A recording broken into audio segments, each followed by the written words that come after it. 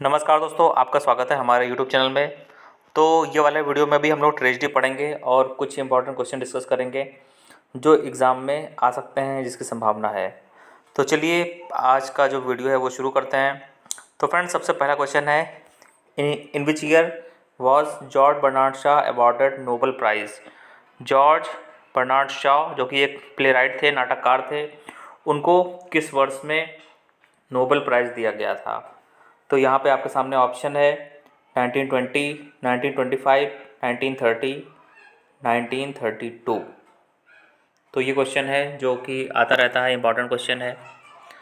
तो फ्रेंड्स चलिए इसका जवाब आपको बताते हैं। सही जवाब है बी, 1925। जॉर्ज बर्नार्ड शॉ जो कि एक जाने माने प्ले राइट थे, नाटककार थे, उनको 1925 में नोबेल प्राइज़ दिया गया था। तो चलिए आगे बढ़ते हैं। तो इनके बारे में थोड़ी सी आपको इन्फॉर्मेशन बता देते हैं। George Bernard Shaw was an Irish playwright. ये जो जॉर्ज बर्नार्ड शॉ थे, ये आयरलैंड के निवासी थे, आयरिश प्ले राइट थे, नाटककार थे, और ही रोट मोर देन 60 प्लेस। 60 से ज़्यादा प्लेस उन्होंने लिखे हुए हैं। His famous works are Man and Superman, Pygmalion, Saint Joan. He was awarded Nobel prize in literature in 1925। और इनके जो फेमस वर्क हैं, जो मेन ड्रामा इनका जो फेमस है वो क्या है, मैन एंड सुपरमैन। इसमें से भी क्वेश्चन आते रहते हैं। पिग्मैलियन है और सेंट जॉन है। तो ये इनके फेमस वर्क हैं। दोस्तों आगे बढ़ते हैं, क्वेश्चन नंबर 2 पे चलते हैं। The law is what it is a majestic Edifice sheltering of us is stone of which rest on another. In which play of John Galsworthy do these line occur? तो यहाँ पे जो गैल्सवर्थी ने लिखा है, the law is what it is a majestic Edifice sheltering all of us. जो law होता है, कानून होता है, वो हम सभी को शेल्टर प्रोवाइड करता है, सुरक्षा प्रोवाइड करता है। और लॉ में यानी कानून में each stone of which rest on another, कानून के अंतर्गत सभी चीज़ें बराबर होती हैं और जो कानून होता है वो सभी को एक नज़र से देखता है। यदि कोई क्राइम करता है तो उसको सज़ा मिलती है, दंड मिलता है। तो ये जो लाइन है कहाँ पे आई है, तो फ्रेंड्स आप लोग जानते होंगे इस क्वेश्चन का आंसर। ये जो लाइन आई है ये जस्टिस प्ले से आई हुई है। और जो जस्टिस है बहुत ही बढ़िया नाटक है, बहुत ही रोचक कहानी है इसकी। और इसमें विलियम फॉल्डर नाम का जो मेन कैरेक्टर है वो कुछ फ्रॉड करता है, उसकी वजह से वो जेल में पहुंच जाता है। तो ये जो लाइन आई है कहाँ से आई है, जस्टिस से आई है, जिसको लिखा है जॉन गैल्सवर्दी ने। तो इसमें आंसर नंबर सी होगा। दोस्तों आगे बढ़ते हैं। तो इसी क्वेश्चन को थोड़ा हमने और आगे बढ़ा दिया है कि ये जो लाइन है, the law is what it is a majestic Edifice, ये जो लाइन है ये किसने कही है, हु सेज दिस लाइन। ठीक है, ये भी क्वेश्चन आ सकता है कि जस्टिस में ये लाइन किसने कही है। तो फ्रेंड्स आपके सामने यहाँ पे 4 ऑप्शन है। विलियम फॉल्डर है, यंग एडवोकेट, सोलिसिटर, जज। तो सही जवाब यदि आप लोग जानते हैं तो कमेंट करके बताना आप लोग। तो इसमें सही ऑप्शन है, यहाँ पे ऑप्शन है जज वाला। ठीक है, ये वाला ऑप्शन रहेगा इसमें, जज। ये जो लाइन है ये जज ने बोली थी और जज ने ये कहा था कि समाज ठीक तरह से काम कर सके इसलिए कानून बनाया गया है। कानून सभी को शरण देता है, सभी की रक्षा करता है और कानून में सभी चीज़ें एक दूसरे से जुड़ी हुई होती हैं। यानी कोई भी अगर क्राइम करता है, चाहे वो बड़ा हो या बड़ा आदमी है या छोटा आदमी है, तो कानून उसको ज़रूर दंड देता है। और जो जज था उसने ये भी कहा था कि मेरा जो काम है वो सिर्फ कानून का पालन करना है। ठीक है, उसको यही उसने कहा था कि मेरा काम जो है वो कानून का पालन करना है और मैं किसी को भी माफ़ नहीं कर सकता हूँ। और जो विलियम फॉल्डर है उसको सज़ा मिलेगी और 3 साल के लिए उसको जेल भेजा जाएगा, यही उसने जज ने कहा था। तो फ्रेंड्स इसमें सही जवाब होगा जज। दोस्तों आगे बढ़ते हैं। तो क्वेश्चन नंबर 3 देखते हैं। Central theme of Galsworthy play Strife is. Galsworthy का एक प्ले है स्ट्राइफ, उसकी सेंट्रल थीम क्या है, उसकी मेन थीम क्या है, किस स्टोरी पर आधारित है। तो दोस्तों स्ट्राइफ माने होता है झगड़ा, कलेश, कलह। तो यहाँ पे जो इसमें 4 ऑप्शन आपके सामने दिए हुए हैं, an individual in conflict with society, labour and capital conflict. तो दोस्तों इसमें जो बी वाला ऑप्शन है वो इसमें बिल्कुल सही सही है। इसमें जो स्ट्राइफ नाटक है उसमें यही स्टोरी है कि एक कंपनी है जिसमें वर्कर्स का शोषण किया जाता है, और जो वर्कर्स होते हैं जब वो उसका विरोध करते हैं तो फिर वहाँ पर बहुत सारा झगड़ा वगैरह होता है। तो इसकी जो मेन स्टोरी यही है, labour and capital conflict. Labour यानी जो मजदूर होते हैं, और कैपिटल यानी कि पूंजीपतियों के बीच में जो भी संघर्ष होता है उसी की कहानी इसमें दिखाई गई है। तो ऑप्शन नंबर बी इसमें सही हो जाएगा। दोस्तों आगे बढ़ते हैं। Question number 4, the phrase Don Juan in Hell occurs in Bernard Shaw. George Bernard Shaw का एक नाटक है, किस नाटक में डॉन जुआन इन हेल नाम का फ्रेज आया है। ये जो डायलॉग, ये जो फ्रेज है कहाँ पर आया हुआ है, वाक्यांश कहाँ पे आया हुआ है, टर्म कहाँ पे आया हुआ है। तो आपके सामने 4 ऑप्शन है, Man and Superman, Saint Joan, Back to Methuselah, और सीजर एंड क्लियोपेट्रा। तो फ्रेंड्स इसका भी जवाब आप लोग जानते होंगे। इसमें ऑप्शन नंबर 1 जो है वो बिल्कुल सही है। मैन एंड सुपरमैन में ये टर्म यूज़ हुआ है, डॉन जुआन इन हेल। तो ऑप्शन नंबर ए इसमें सही हो जाएगा, मैन एंड सुपरमैन। और ये जो प्ले है बहुत ही फेमस प्ले है जॉर्ज बर्नार्ड शा का। इसमें से भी काफ़ी क्वेश्चन आते रहते हैं। तो यहाँ पे देख सकते हैं कि Man and Superman is a 4 act drama written by George Bernard Shaw in 1903। Don Juan is a character in Man and Superman. ये जो जो जो ये प्ले लिखा गया था मैन एंड सुपरमैन, इसमें एक टर्म यूज़ किया गया है डॉन जुआन। और जो डॉन जुआन है वो एक उससे पहले की एक किताब थी उसमें से लिया गया था। डॉन जुआन एक यहाँ पर आप देख सकते हैं, Don Juan is a popular character in Italian play of the Trickster of Seville and Stone Guest. He is also called Don Giovanni. तो जो डॉन जुआन जो है एक कैरेक्टर का नाम है, एक किरदार का नाम है।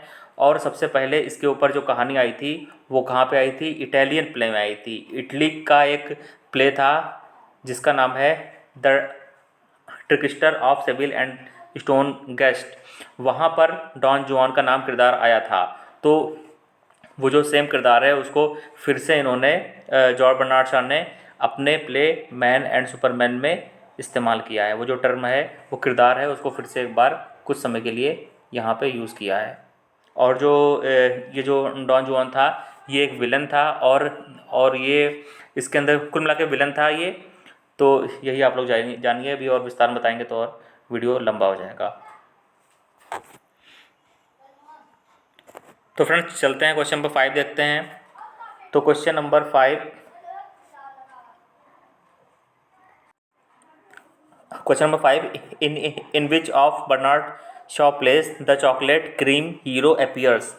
जॉर्ज बर्नार्ड शॉ के किस प्ले में, किस नाटक में चॉकलेट क्रीम हीरो दिखाया गया है। जो हीरो होता है वो जब आता है तो उसके पास उसकी जेब में चॉकलेट्स होती हैं। तो ये कहाँ की स्टोरी है। तो इसमें आपके सामने ऑप्शन है Man and Superman, Saint John, Candida, Arms and the Man. तो फ्रेंड्स ये क्वेश्चन तो काफ़ी पॉपुलर क्वेश्चन है, आप लोग इसको जानते होंगे। और इसका जो सही आंसर है वो है D, arms and the man. ये वाला इसमें ऑप्शन है। आर्म्स एंड द मैन में ये इस तरह की कहानी है कि जो सोल्जर होता है उसकी जेब में गोलियां होनी चाहिए, पर वहाँ गोलियां नहीं होती हैं, उसकी जेब में चॉकलेट होती है। आर्म्स एंड द मैन ये बहुत ही फेमस ड्रामा है इनका, जॉर्ज बर्नार्ड शॉ का। तो फ्रेंड्स आगे बढ़ते हैं। Question number 6, what is the central theme of George Bernard Shaw's play Man and Superman. Man and Superman की मुख्य थीम क्या है। तो इसमें आपके सामने 4 ऑप्शन है। Godly spark in man, the latent faculties of man, man a evolution into superman, और डी वाला है a women search for a suitable man. तो इसमें से सही जवाब आपको शायद पता हो। तो फ्रेंड्स सही जवाब है option number D. Option number D इसमें सही जवाब है। ये जो प्ले होता है, इसकी जो मेन हीरोइन है वो शादी करना चाहती है किससे, एक व्यक्ति होता है उससे वो शादी करना चाहती है। तो यहाँ पे यही है कि a women search for a suitable man. चलिए आपको पूरा अच्छी तरह बताते हैं।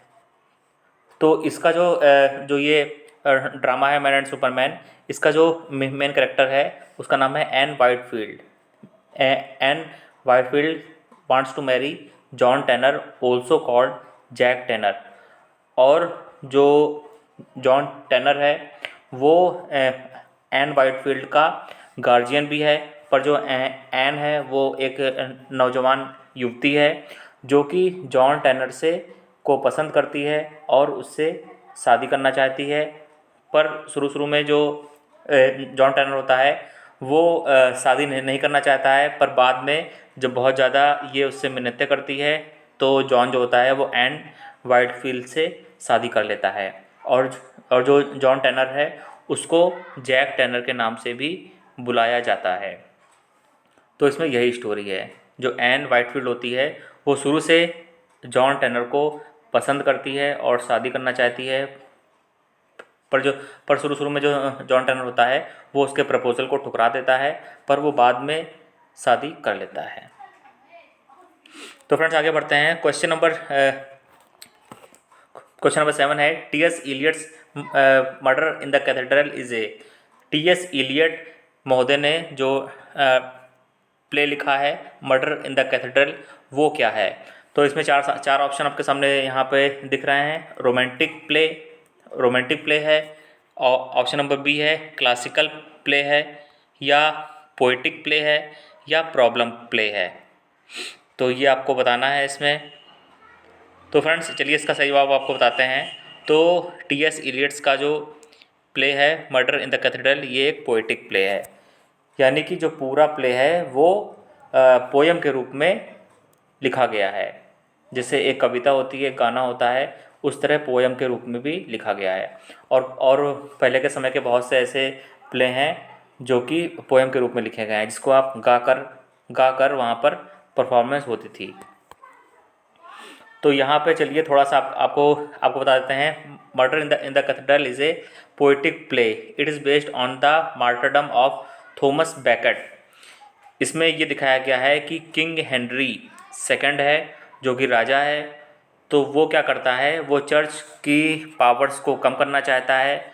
और किंग हेनरी जो राजा होते हैं, किंग हेनरी सेकंड, उनका दोस्त होता है थॉमस बैकेट। तो किंग हेनरी चाहते हैं कि चर्च की शक्तियाँ कम हो जाएं और राजा की शक्तियाँ बढ़ जाएं। इसके लिए वो अपने दोस्त थॉमस बैकेट को प्रीस्ट बना देते हैं, यानी कि चर्च का जो पादरी होता है वो बना देते हैं, पुजारी बना देते हैं। और फिर उसके बाद उनका प्रमोशन भी कर देते हैं। ये देखिए, ठीक है। सबसे पहले Thomas Baker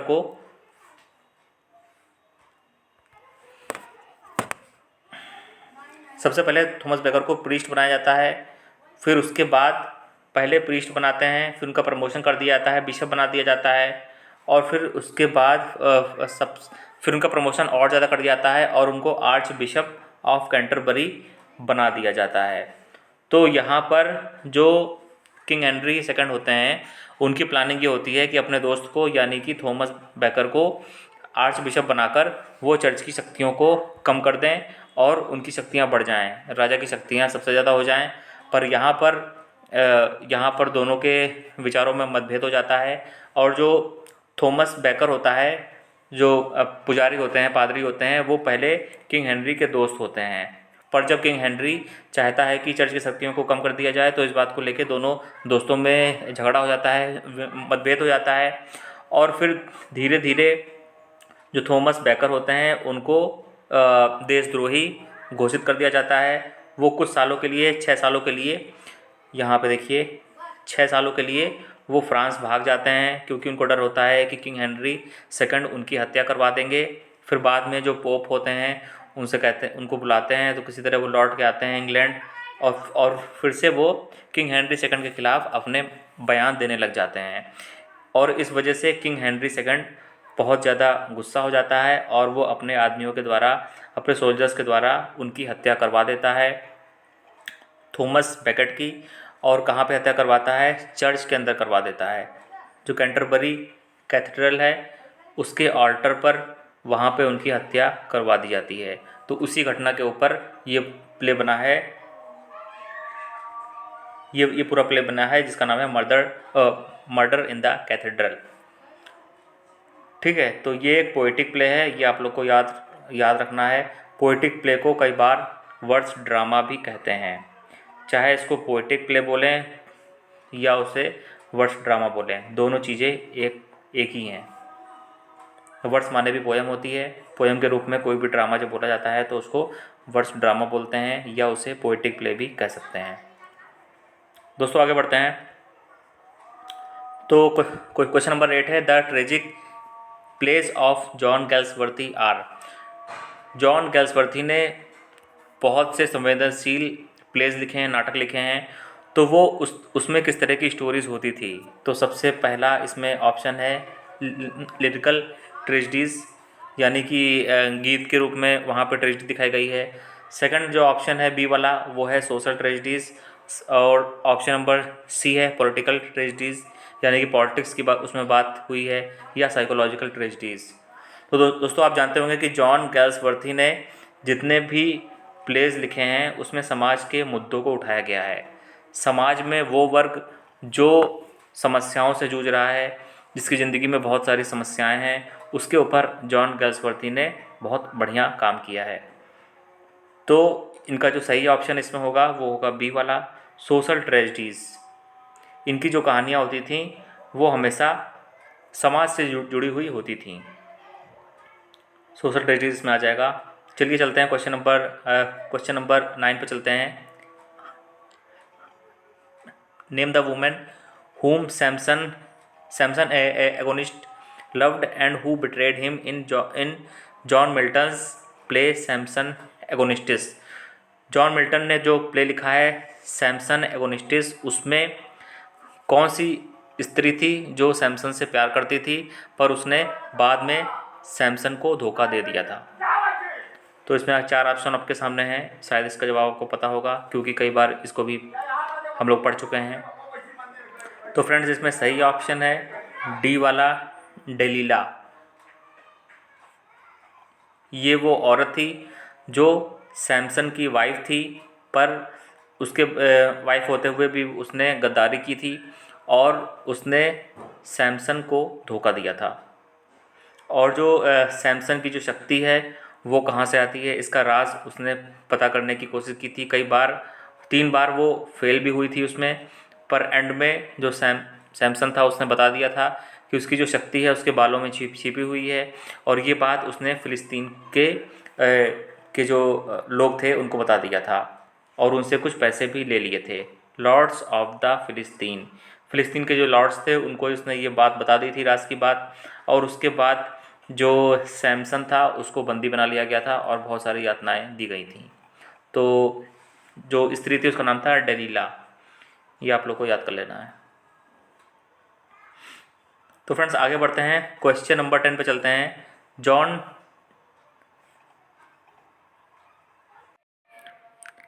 John Dryden wrote a play on Mughal emperor, what is the title of the play. John Dryden ने मुगल शासक के ऊपर एक प्ले लिखा है, उसका क्या नाम है। तो फ्रेंड्स यहाँ पर 4 ऑप्शन आपके सामने हैं, औरंगजेब, शाहजहाँ, बहादुर शाह और अकबर। तो इसका सही जवाब आप लोग कमेंट करके बताना। इसका सही जवाब है औरंगजेब। जॉन ड्राइडन ने औरंगजेब के ऊपर एक प्ले लिखा था। तो ये जो प्ले था जो औरंगजेब के नाम से था, ये एक रेस्टोरेशन ड्रामा है बाय जॉन ड्राइडन। और ये कब लिखा गया था? 1675 में लिखा गया था और it is based loosely on the figures of Aurangzeb और ये औरंगजेब के जीवन पर आधारित है। और और जो औरंगजेब था उस समय भारत में मुग़ल शासक था और इसके अंदर उनके जो भाई थे मुराद बख्श, उनकी भी स्टोरी है और औरंगजेब के जो फादर थे शाहजहाँ, उनकी भी स्टोरी है। और the piece is the last drama that Dryden wrote in rhymed verse. और ये जो ड्रामा था इसको भी पोइटिक प्ले माना जाता है। राइम्ड वर्स में इसको लिखा गया था, यानी पोयम के रूप में इसको लिखा गया था। It is considered his best heroic work और औरंगजेब को जॉन ड्राइडन का बेस्ट हीरोइक वर्क भी माना जाता है। ये आप लोग थोड़ा यहाँ पे याद कर लीजिए। तो फ्रेंड्स आगे बढ़ते हैं। What special epithet is given to Dryden's plays in general. Dryden के जो प्लेस होते थे उनका कौन सा विशेषण होता था, कौन सी विशेषता होती थी। तो हॉरर प्लेस की श्रेणी में आते थे या हीरोइक प्लेस आते थे या रिवेंज प्लेस माना जाता था या रेस्टोरेशन प्लेस माना जाता था। तो फ्रेंड्स इसकी जो सही जवाब है वो है option number B, heroic plays. John Dryden के जो प्लेस होते थे वो हीरोइक प्लेस की श्रेणी में आते थे। जब भी क्वेश्चन आता है तो आपको यही बताना है। तो हीरोइक प्ले जो होते हैं इनको हीरोइक ड्रामा भी कहते हैं और ये उस समय काफ़ी पॉपुलर हुआ करते थे जॉन ड्राइडन के समय में। और उसमें रेस्टोरेशन युग चल रहा था इंग्लैंड में। ठीक है फ्रेंड्स, तो ये आप लोग को याद रखना है। और जो हीरोइक ड्रामा है उसको बनाने में, उसका खोजने में किन लोग का ज़्यादा इस्तेमाल है, किन लोगों ने उसमें सहयोग किया है। तो हीरोइक ड्रामा को दो लोगों ने लिखा है मुख्य रूप से। एक पहले हैं जॉन ड्राइडन, इन्होंने हीरोइक ड्रामा को लिखा हुआ है। और जो दूसरे हैं वो हैं रोजर बॉयल। रोजर बॉयल ने भी हीरोइक ड्रामा पर काम किया है। तो ये आप लोग को याद कर लेना है। तो फ्रेंड्स अब देखते हैं question number 12।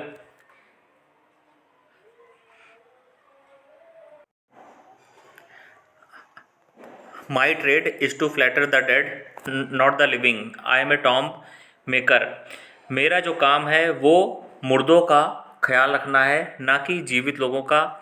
I am a tomb maker यानी कि मैं एक ऐसा व्यक्ति हूँ जो लोगों की कब्र बनाता है। Who says this line in duchess of Malfi. The Duchess of Malfi play में ये लाइन किसने बोली है। तो फ्रेंड्स इसका सही जवाब आप लोग कमेंट करके बताना। इसका जो सही जवाब है वो है ऑप्शन नंबर सी, बसोला। यही इसका सही जवाब है। तो चलिए इसके बारे में थोड़े आप लोग को जानकारी देते हैं। The Duchess of Malfi is a Jacobean revenge tragedy written by English dramatist John Webster in 1612-1613। The Duchess of Malfi यानी माल्फी की रानी, डचेस माने होता है रानी। तो ये एक ट्रेजिडी से भरा ड्रामा था जिसको लिखा था जॉन वेबस्टर ने। 1612 और 13 में लिखा गया था। और ये एक रिवेंज ड्रामा है जो कि जैकोबियन रिवेंज ट्रेजिडी की श्रेणी में आता है। और इसमें जो मेन विलन है वो बसोला है। तो चलिए एक क्वेश्चन और देख लेते हैं, उसके बाद ये वीडियो फिनिश कर देंगे, काफ़ी लंबा वीडियो हो गया है। तो friends question number 13, what is the name of the villain in duchess of Malfi. तो जैसा मैंने आपको बताया था बसोला, तो ऑप्शन नंबर डी इसमें हो जाएगा। ठीक है, ये हो जाएगा। और ये इसमें विलन था मेन। क्या इसने काम किया था, चलिए थोड़ा सा आपको बताते हैं। Bosola is the tool through which the cardinal and Ferdinand portrayed most of their evil in the Duchess of Malfi. He is hired by the Ferdinand to spy on the Duchess, for whom he serves as a manager of her horses. The Duchess of Malfi जो कि इस drama की heroine है, नायिका है, वो बहुत ही कम उम्र में विधवा हो जाती है उसके बाद उसके जो भाई होते हैं कार्डिनल और फर्डिनेंड, वो चाहते हैं कि दोबारा वो शादी ना करे। जो डचस है यानी कि जो रानी है वो दोबारा शादी ना करे, क्योंकि वो शादी करेगी तो उसका जो धन है वो किसी और को मिल जाएगा। इसलिए जो कार्डिनल और फर्डिनेंड जो जो डचस के रानी के भाई हैं वो एक व्यक्ति को हायर करते हैं जिसका नाम होता है बसोला, और उसको डचस की जासूसी के लिए लगा दिया जाता है। और ये बात बोल दी जाती है कि जो डचस है वो किसी से शादी ना कर पाए, किसी से प्यार ना कर पाए, और तुम इस बात की जासूसी करो।